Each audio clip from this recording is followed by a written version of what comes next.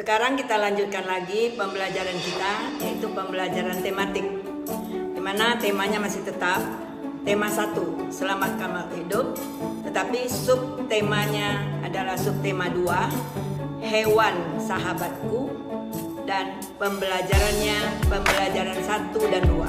Kita mulai dengan pembelajaran 1. Apakah kalian menyayangi binatang atau hewan? Hewan ini sama dengan manusia.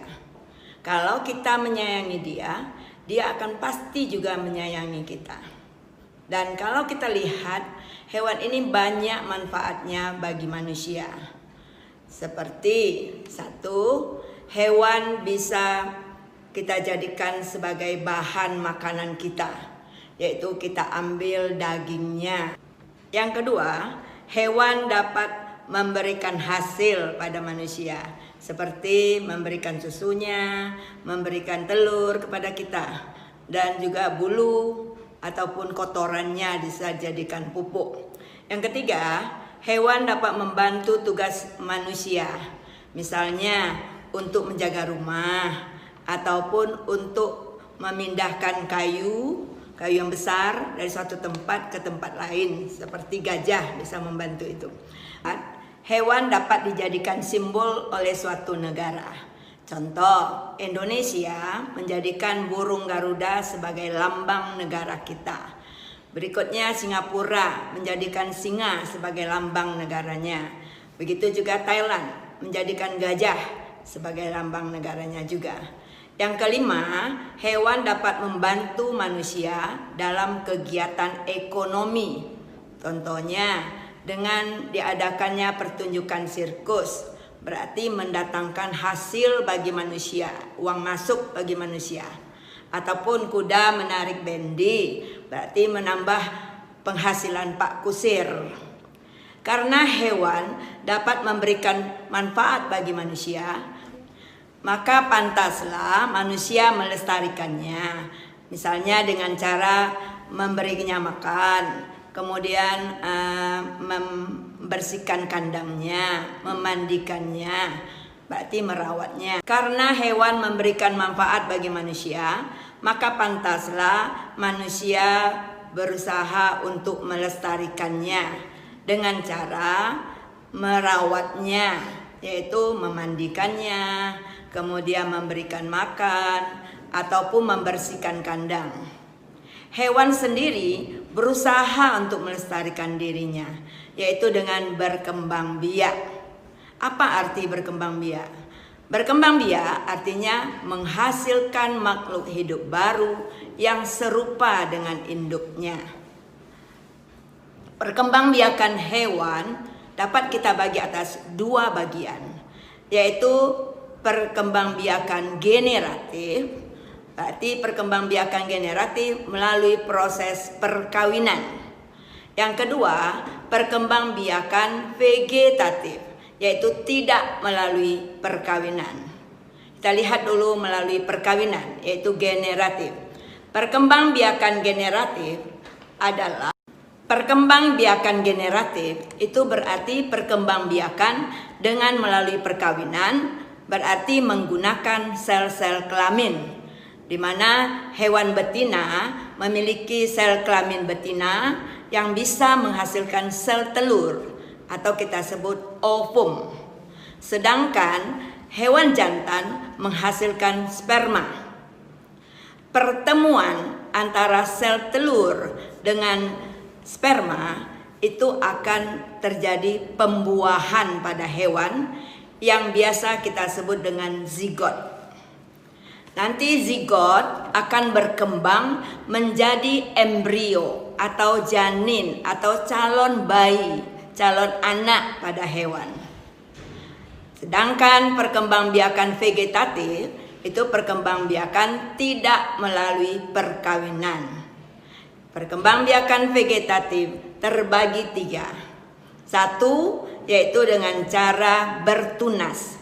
Jadi hewan ada juga yang berkembang biak dengan tunas, bukan tumbuhan saja.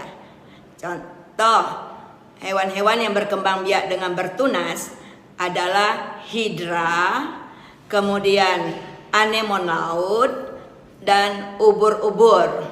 Bertunas berarti tumbuh tunas pada hewan induk, tumbuh tunas pada hewan induk. Nanti tunas itu akan menjadi hewan baru. Yang kedua, fragmentasi, yaitu perkembangbiakan dengan memotong bahagian tubuh dari induknya tadi. Jadi perkembangbiakan dengan memotong bahagian dari tubuhnya tadi, dan potongan itu akan menjadi hewan baru. Contoh yang berkembang biak dengan fragmentasi adalah cacing pipih atau planaria.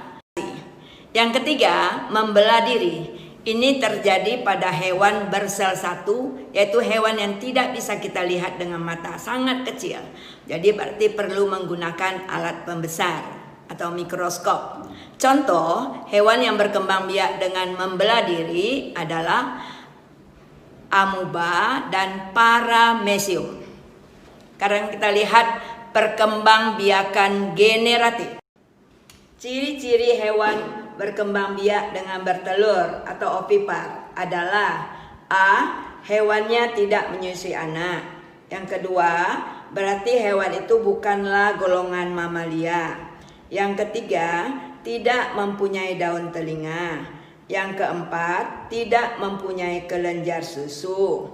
Yang kelima, embrio berkembang di dalam telur yang dilindungi oleh cangkang yang keras. Pada perkembangbiakan dengan bertelur ini berarti hewan betina mengeluarkan telur dari tubuhnya, dan telur ini akan menjadi anak setelah dierami oleh induknya. Jadi baru akan menjadi anak, dierami dulu. Contoh hewan-hewan yang berkembang biak dengan bertelur adalah bangsa burung. Contohnya ayam, bangsa ikan, pada umumnya ikan, tetapi tidak semua ikan dengan bertelur. Yang ketiga, bangsa reptil, contohnya kura-kura, penyu. Berikut, bangsa amfibi, contohnya katak. Dan kemudian bangsa serangga, contohnya kupu-kupu, kumbang. Yang kedua, perkembangbiakan dengan beranak atau vivipar. Hewan yang berkembang biak dengan beranak berarti calon bayi atau embrio tumbuh dan berkembang di dalam rahim dari hewan betina. Dan embrio ini mendapatkan makanan dari induknya, yang biasa kita sebut dengan melalui plasenta. Jenis hewan yang mengalami perkembangbiakan dengan beranak adalah hewan yang menyusui atau kita sebut hewan mamalia. Ciri-ciri dari hewan yang berkembang biak dengan beranak. 1. Hewan itu punya daun telinga. 2. Hewan tersebut punya kelenjar susu untuk menyusui anaknya. 3. Hewan tersebut bernapas dengan paru-paru. 4. Tubuh hewan tersebut ditutupi oleh rambut. Contoh hewan-hewan yang berkembang biak dengan beranak yaitu anjing, kanguru, kuda, ikan paus, dan lain-lain. Kita lanjut dengan perkembangbiakan dengan bertelur beranak yang disebut dengan ovovivipar. Hewan yang berkembang biak dengan bertelur beranak, embrionya tumbuh di dalam telur yang terbungkus oleh cangkang yang disimpan, dan telur ini disimpan di dalam tubuh induknya. Telur tidak dikeluarkan dari tubuh induknya, melainkan telur ini menetas di dalam tubuh induknya. Dan nanti yang dikeluarkan adalah anak, yang ada kalanya anaknya itu masih terbungkus oleh cangkang. berarti makanan diambil dari dalam telur. Embrio mengambil makanan dari dalam telur, dan di mana telur itu mengandung cadangan makanan. Contoh hewan yang mengalami perkembangbiakan dengan bertelur beranak. Contoh hewan yang berkembang biak dengan bertelur beranak adalah hiu macan. Sekarang kalian kerjakan tugas seperti yang terdapat di layar. Kemudian di bawahnya kalian buat diagram Venn. Dan ini dapat kalian lihat pada buku Head halaman 64. Di mana di dalam pada diagram Venn itu terdapat dua buah lingkaran yang saling berkaitan. Berarti ada bagian yang menyatu. Pada lingkaran bahagian kiri ada tertulis kata beranak.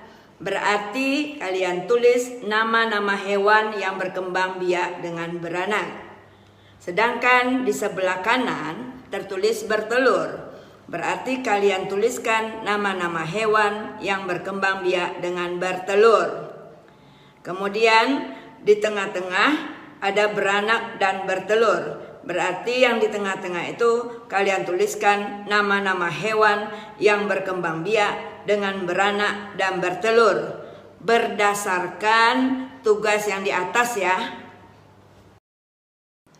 Sekarang kita lanjutkan lagi. Coba kalian baca cerita yang ada di layar. Judulnya Bebek. Bebek adalah unggas yang hidup di darat tetapi menyukai perairan. Penduduk Indonesia banyak memanfaatkan daging dan telur bebek untuk kebutuhan sehari-hari.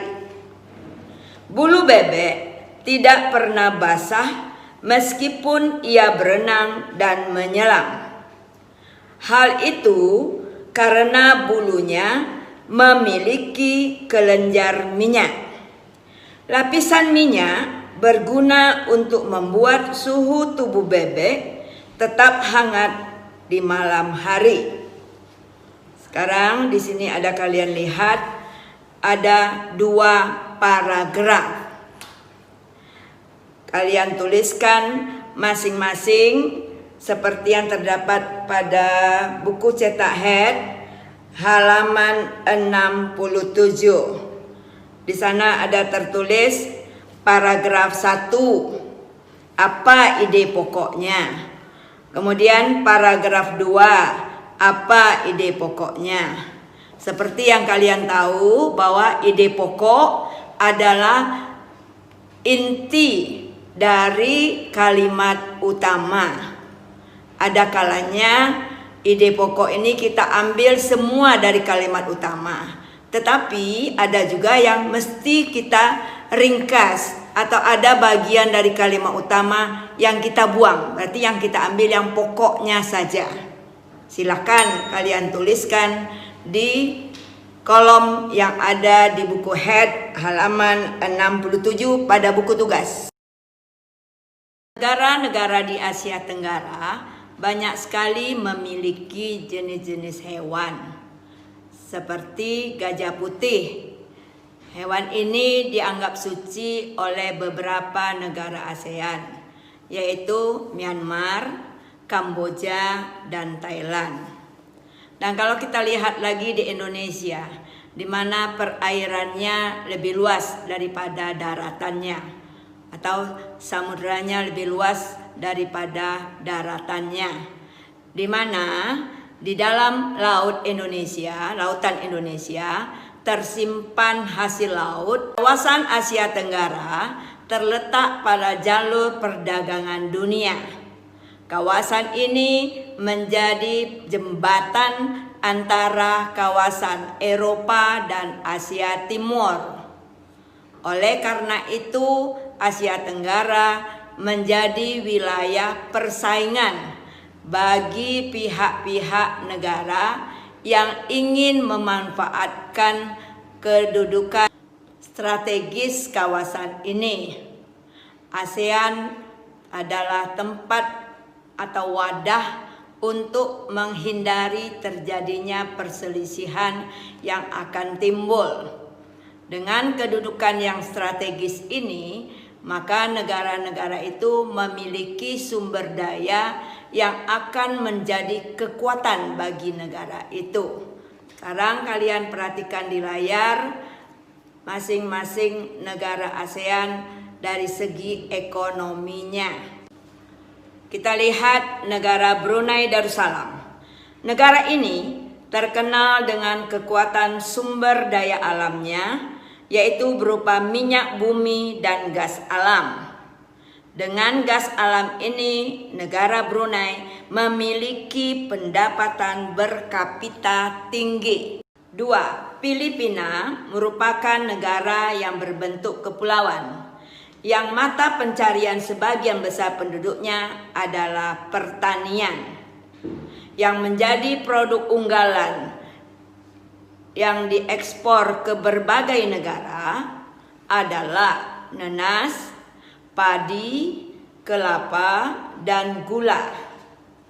Hasil-hasil pertaniannya ini juga dapat menunjang perkembangan ekonomi negara ini. Indonesia merupakan negara kepulauan yang terbesar di kawasan Asia Tenggara, dan Indonesia memiliki ragam sumber daya alam yang sangat kaya. Banyak hal-hal yang dapat dikembangkan untuk memperkuat perekonomian Indonesia. Saat ini, Indonesia mengekspor minyak dan gas bumi, kemudian tekstil dan produk-produk dari kayu. Pertambangannya menjadi salah satu pintu masuk bagi para pengusaha mancanegara ke Indonesia. Keindahan alam Indonesia juga merupakan daya tarik yang menjadi sumber devisa negara dari sektor pariwisata. Kamboja mengalir Sungai Mekong. Daerah sekitar Sungai Mekong merupakan daerah yang sangat subur. Berarti mata pencarian penduduk Kamboja adalah pertanian.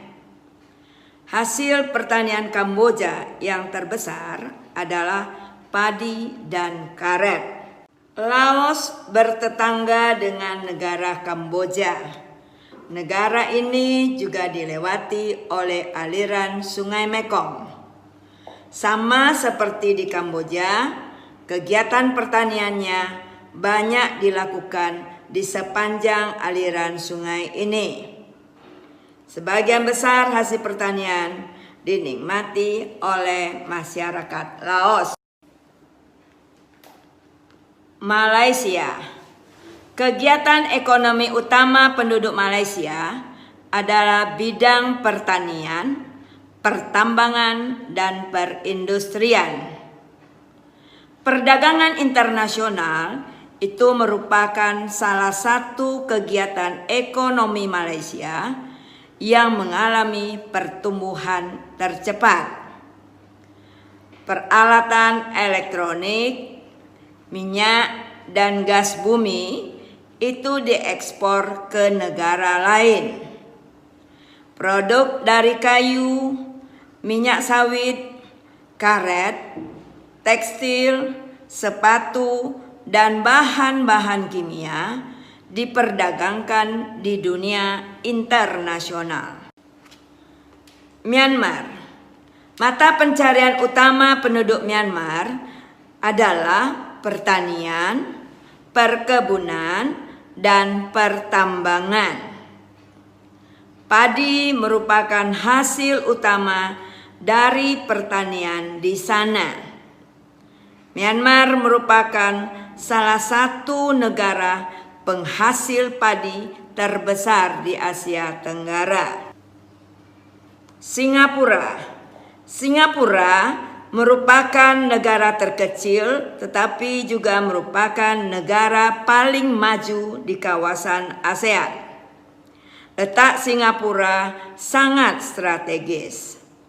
Saat ini Singapura menjadi negara transit teramai di Asia. Transit berarti negara ini mengumpulkan barang-barang dari negara-negara ASEAN lain, kemudian membagikan barang-barang tersebut ke negara-negara ASEAN juga yang membutuhkan. Thailand sering juga disebut sebagai lumbung padi Asia Tenggara. Padi memang merupakan hasil pertanian terbesar dari negara Thailand. Selain itu, perkebunan, kehutanan, pertambangan, dan industri juga merupakan kegiatan ekonomi penduduk Thailand. Saat ini, penghasilan utama Thailand juga dari sektor pariwisata. Ini disebabkan keunikan bangunan budaya yang ada di Thailand, sehingga menjadi daya tarik tersendiri bagi para wisatawan mancanegara. Negara Vietnam mulai berkembang di berbagai sektor perekonomian setelah pulih dari Perang Vietnam. Pariwisata dan turisme mendukung perkembangan ekonomi Vietnam. Bidang pendukung lainnya seperti usaha jasa, terutama di bidang perhotelan, restoran, serta transportasi juga turut berkembang pesat di Vietnam. Itulah potensi ekonomi dari negara-negara ASEAN. Jangan lupa kalian ulang-ulang juga baca tentang perekonomian negara-negara ASEAN sehingga kalian benar-benar paham dengan masing-masing negara. Sekarang kita masuk dengan pembelajaran berikutnya, yaitu pembelajaran 2, tetapi masih tema 1 dan subtema 2. Coba kalian lihat cerita yang ada di layar. Di sini seharusnya ada kalimat yang menjorok ke dalam terlebih dahulu. Santi sangat sedih.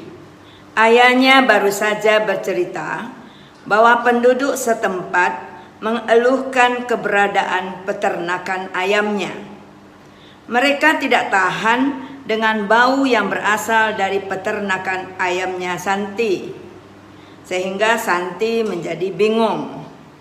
Peternakan ayam Santi adalah peternakan keluarga. Usaha dari peternakan ini dapat menghidupi keluarga dan membiayai sekolahnya. Santi memiliki peternakan ayam petelur. Secara teratur, ia mengirimkan telur ayamnya ke pasar untuk disimpan di salah satu toko di sana. Santi tidak mau peternakan ayamnya digusur.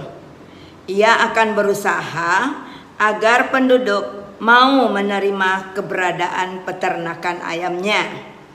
Apapun yang terjadi, Santi akan membela keluarganya agar peternakannya tetap beroperasi. Jadi berdasarkan cerita ini, bagaimana kira-kira Santi harus bersikap terhadap penduduk setempat. Menurut kalian, bagaimana sebaiknya Santi bersikap dengan masalah ini? Maka sebagai jawabnya tentu harus dengan melalui musyawarah. Yang dimaksud dengan musyawarah adalah pembicaraan bersama sehingga bisa diambil suatu keputusan yang terbaik bagi semua orang. Sikap musyawarah itu sesuai dengan sila keempat dari Pancasila. Kalau kita lihat, Pancasila adalah dasar negara kita. Lihat di layar gambar burung Garuda, di mana di dadanya terdapat sebuah perisai yang berisikan lambang-lambang dari masing-masing sila Pancasila. 1. Ketuhanan yang Maha Esa. 2. Kemanusiaan yang adil dan beradab. 3. Persatuan Indonesia.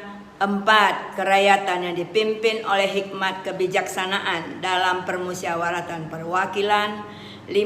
Keadilan sosial bagi seluruh rakyat Indonesia.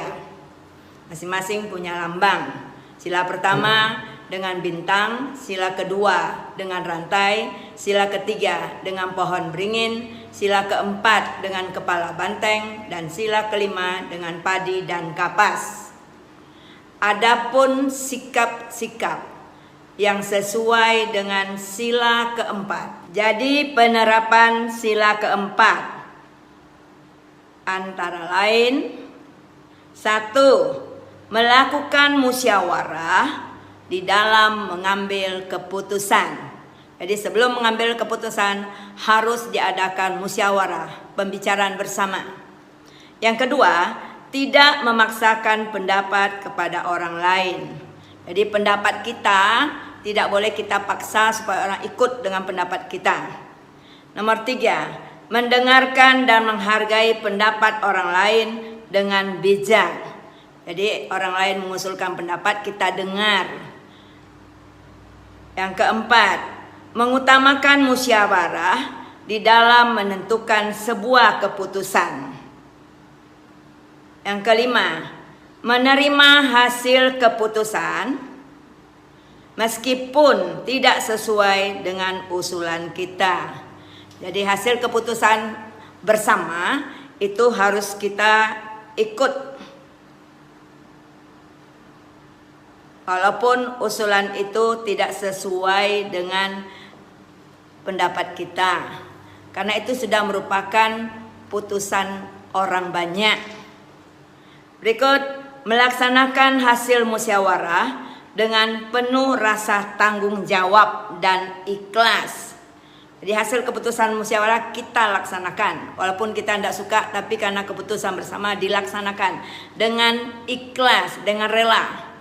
Berikut 7, mengikuti pemilu jika sudah cukup umur. Salah satu di antaranya kita ikut pemilu, merupakan salah satu penerapan sila keempat.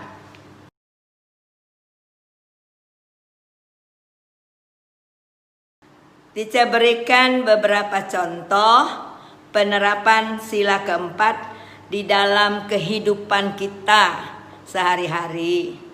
Contohnya kalau di lingkungan rumah kita, yaitu mengadakan musyawarah dengan anggota keluarga dalam hal pembagian tugas.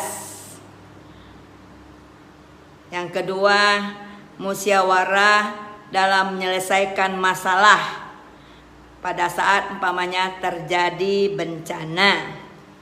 Itu di dalam keluarga. Contoh penerapan sila keempat di lingkungan sekolah, umpamanya memilih ketua regu di dalam pramuka, atau memilih ketua kelas di dalam kelas, ataupun mengadakan diskusi kelompok dengan anggota atau teman sekelas. Itu di lingkungan sekolah.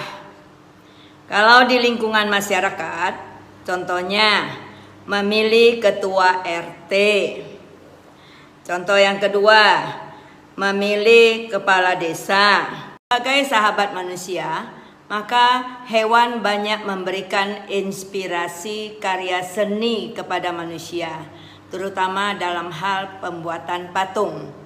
Kalau yang lalu kita telah belajar tentang fungsi-fungsi patung, kemudian bahan-bahan pembuat patung. Sekarang kita akan belajar tentang teknik membuat patung.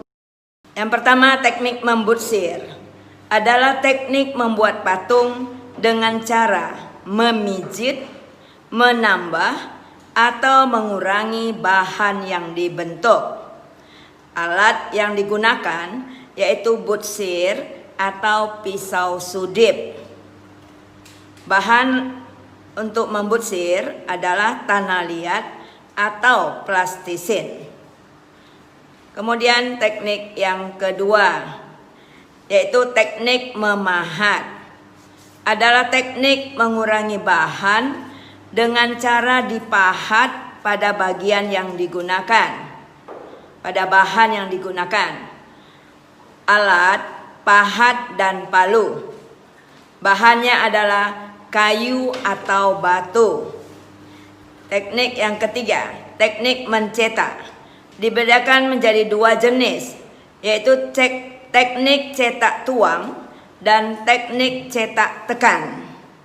Pembuatan patung dengan teknik mencetak biasanya menggunakan cetak tuang atau cor.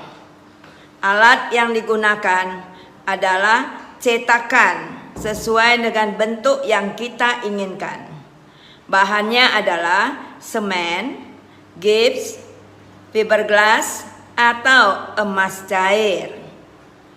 Yang keempat, teknik konstruksi. Digunakan dengan cara menyusun atau membangun bahan. Cara menyusunnya dapat dilakukan dengan membuat kerangka terlebih dahulu, lalu baru direkatkan dengan lem. Alat atau bahan yang digunakan, alatnya adalah rangka bangunan atau meja putar.